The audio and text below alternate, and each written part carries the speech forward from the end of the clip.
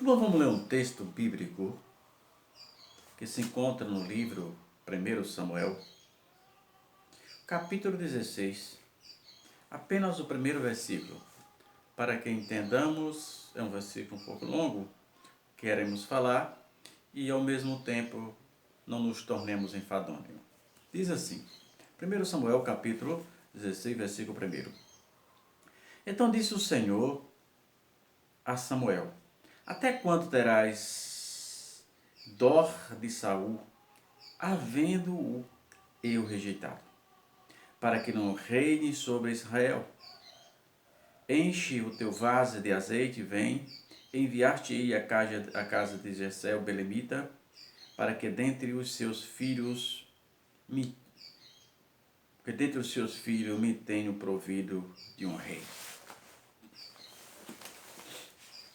Até quando terás dó de Saul, havendo eu rejeitado?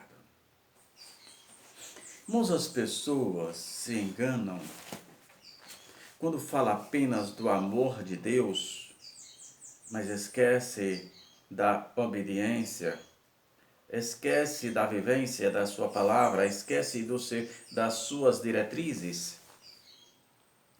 Elas esquecem que Jesus não nos força a nada, mas nos cobrará as nossas ações.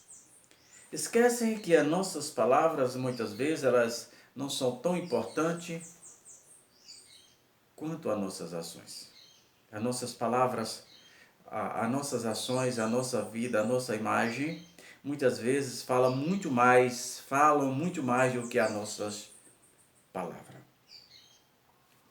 E havendo Saul desobedecido a Deus por mais de uma vez, Deus já não aceitava mais Saul.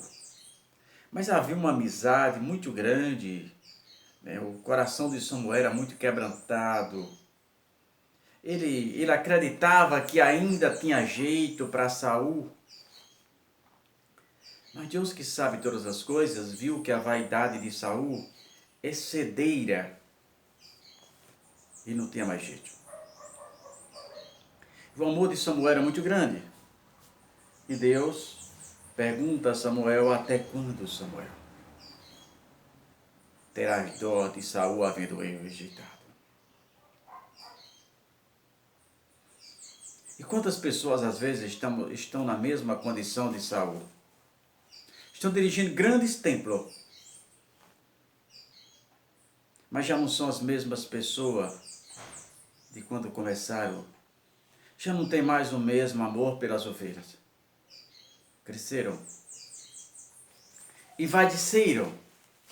Lembro-me de David Wilk, o autor daquele livro A Cruz e o Punhal, e o outro Depois da Cruz e o Punhal.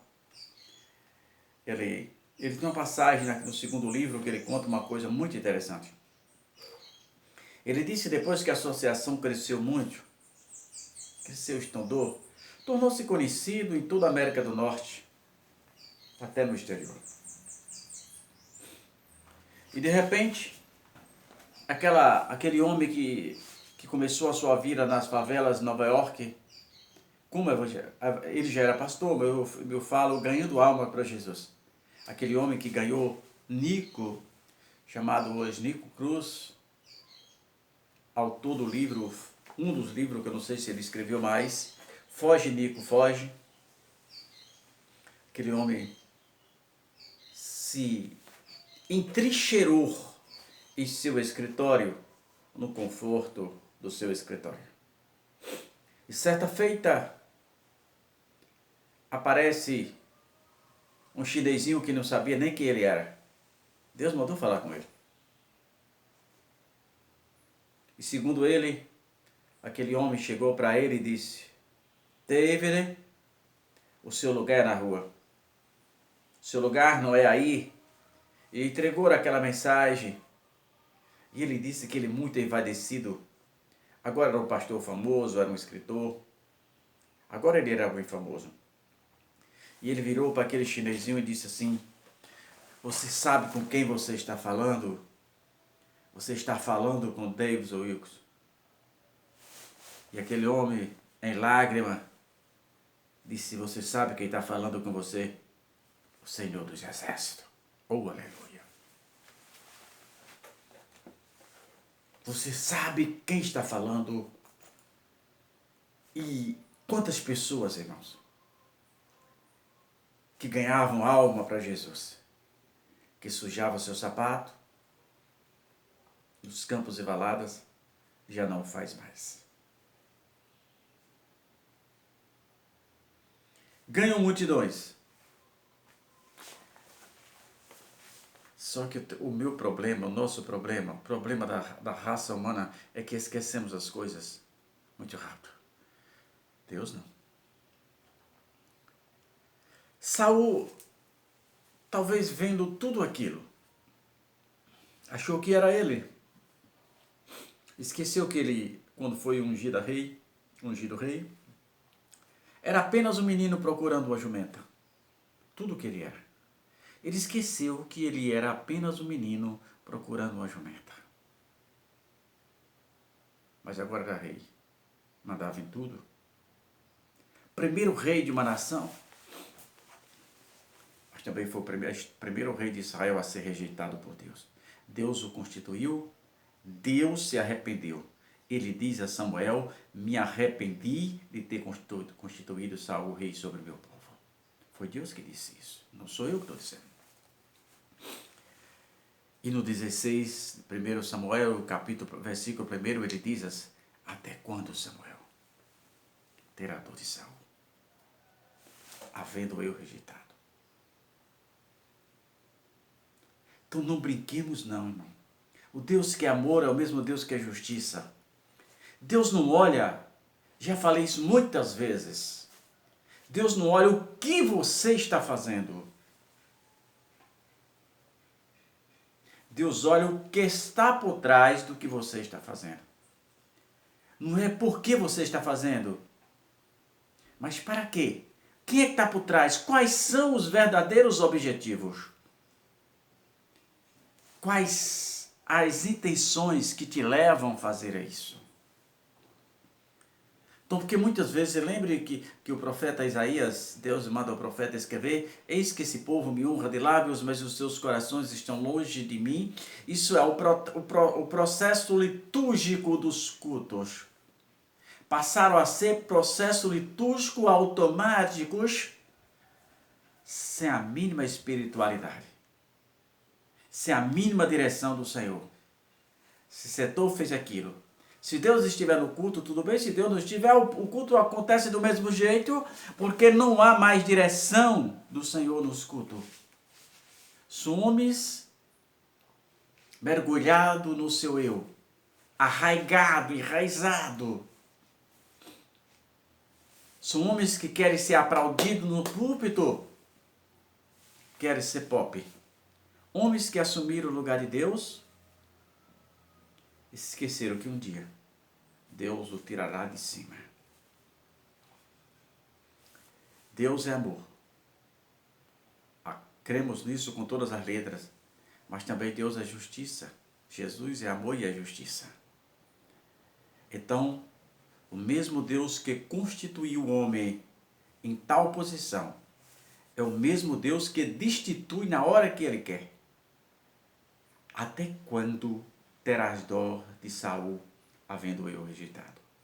Lembre-se, Jesus está de olho em você. Não é o que você faz que vai ser levado em conta. Não é o que você faz. Mas por que você está fazendo? Você está realmente impulsionado pelo Espírito de Deus? É um desejo ardente do teu coração fazer aquilo? Ou você está fazendo apenas para ser visto? Para galgar uma posição no seu ministério? Para ser aplaudido pelas pessoas que estão à tua volta e te chamar de bonzinho? Se foi isso o seu objetivo, está perdendo todo o seu tempo diante de Deus. Porque Deus sonda o teu coração, a tua alma, o teu espírito. Lembre, Jesus, ninguém conseguirá enganar a Jesus. Os dois primeiros casos, nitidamente, de duas pessoas que queriam se envaidecer, que queriam fazer por vaidade o que os outros faziam por despojamento. Foi de Ananias e Safira. Ananias e Safira não foram mortos porque ficaram com parte da fazenda. Não. Eles foram mortos porque tentaram enganar o Espírito Santo do Senhor. Pedro disse para Ananias, a fazenda era tua. Tu quisesse ficar com parte da fazenda, tu ficava, não tinha problema nenhum, não tinha dar ração, mas por que mentiste? Disseste que aqui estava o dinheiro todo da fazenda? Pedro disse, tu não mentiste a mim, ao homem, mas mentiste ao Espírito Santo do Senhor. E ele disse que na mesma hora aquele homem morreu e foi enterrado. Quando a mulher chegou, quase 3 horas depois, ele já tinha sido enterrado a tempo. E a mulher repetiu o mesmo erro. Colou-o para enganar o Espírito Santo do Senhor, que jamais será enganado. Quantas pessoas fazem as coisas achando que está enganando a quem? Só se for assim mesmo. E a mulher morreu do mesmo jeito. Por quê? Porque a intenção dos discípulos, daquelas pessoas que aceitavam o Evangelho, o que eles faziam era de copiar. Eles não queriam ser aplaudidos. Ananias e Safira, sim. Até quando? Até quando? Tem dó de Saul, havendo eu rejeitar.